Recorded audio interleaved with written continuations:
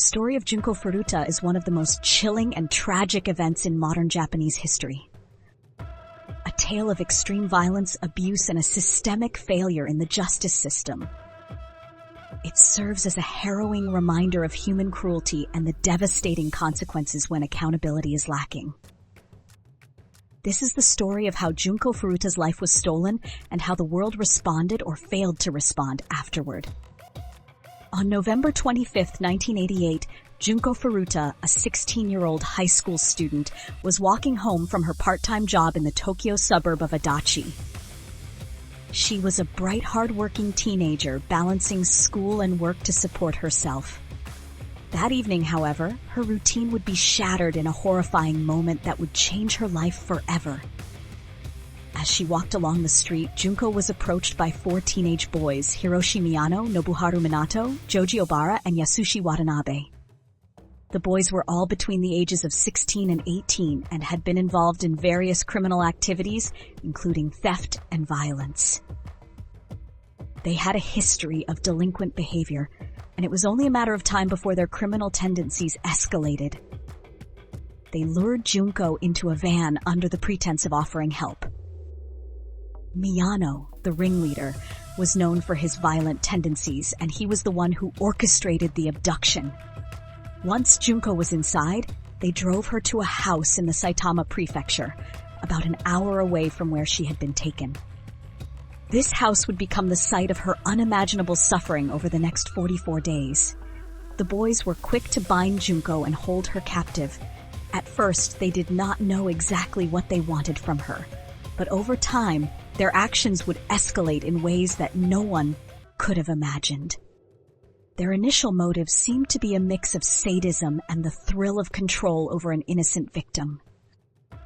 It wasn't long before they started torturing her both physically and sexually. From the moment Junko arrived at the house, the torture began.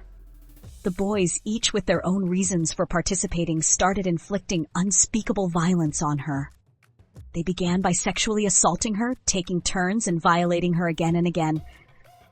What began as an assault quickly morphed into something far worse as the boys introduced new forms of cruelty, including physical violence and psychological torment. Junko was forced to endure a cycle of beatings, sexual abuse, and humiliations. The boys would often lock her in a small room, sometimes for days, leaving her in solitude. When they did take her out, it was only to inflict more suffering. She was forced to do whatever they demanded, including cleaning the house and performing degrading tasks. Despite the overwhelming pain and suffering she endured, Junko never gave up hope. She believed, however faintly, that one day she might escape. During this period of captivity, Junko was starved and her physical appearance rapidly deteriorated. She lost weight quickly and her body became covered in bruises. The boys would laugh as they tortured her, finding amusement in her agony.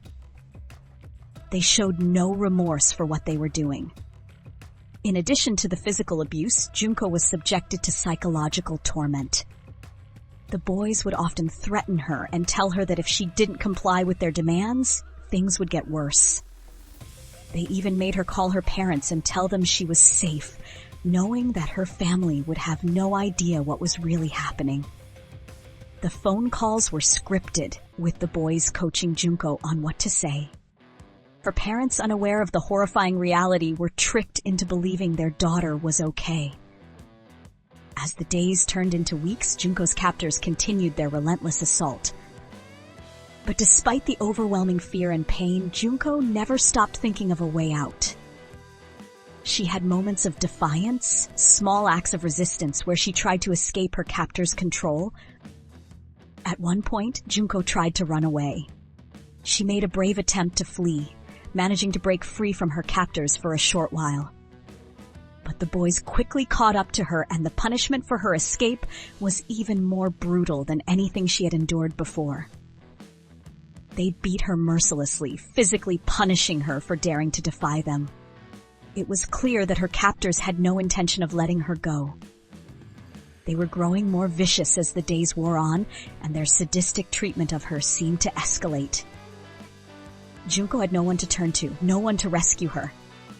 She was completely isolated in a foreign place, and the people she trusted were being manipulated by her abusers. The abuse Junko suffered over the next several weeks was truly unimaginable. The boys continued to assault her on a daily basis, but it wasn't just the physical and sexual violence that broke her.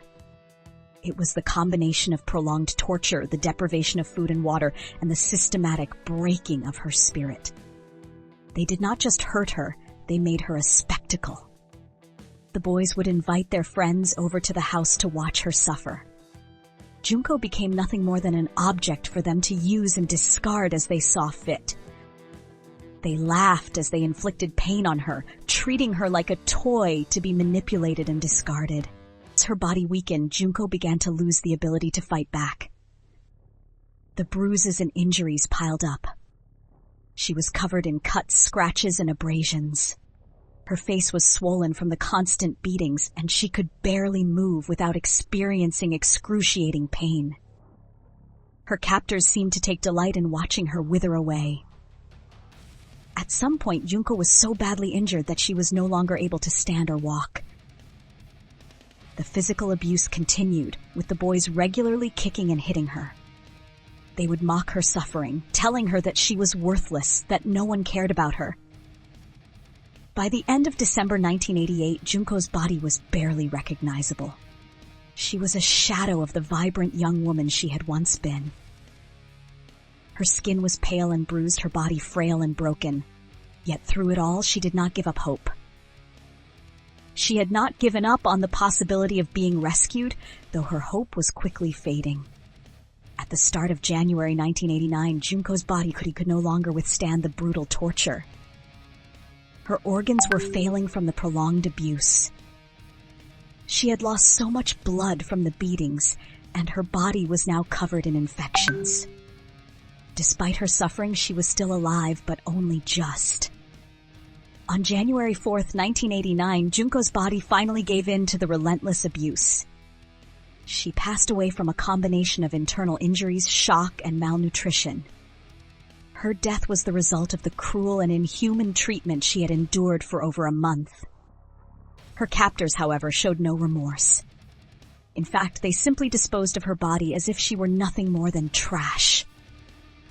They hid Junko's body in a concrete drum, discarding it in an empty lot in the Tokyo suburbs. The boys showed no fear of getting caught. It was only a matter of time before the authorities would discover her body. Junko's body was discovered in the early days of 1989. The authorities quickly began their investigation, but the truth about her captivity and the horror she had endured did not come to light immediately. It wasn't until the police began questioning the boys involved that the full extent of Junko's suffering was revealed. The boys were arrested, and the truth about what had happened to Junko began to emerge. But there were many questions. Why had the boys done this? Why had they treated Junko so horribly? What had driven them to commit such a monstrous act? The investigation revealed that the boys had no real reason for what they had done. They were driven by a twisted desire for control and power. They took pleasure in hurting Junko, in stripping her of her humanity. To them, she was nothing more than an object to be used, humiliated, and destroyed. The case quickly became a national scandal. Junko Furuta's death shocked the Japanese public, who were horrified by the brutality of the crime. However, because the boys were minors, their sentences were reduced under Japan's juvenile justice system. Hiroshi Miyano, the ringleader, was sentenced to life in prison, but the others received lesser sentences. Some of the boys served only a few years before being released. This leniency sparked outrage among the public. Many people felt that the boys had been treated too lightly and that justice had not been properly served. The case raised important questions about the flaws in the juvenile justice system, particularly regarding how it deals with violent offenders.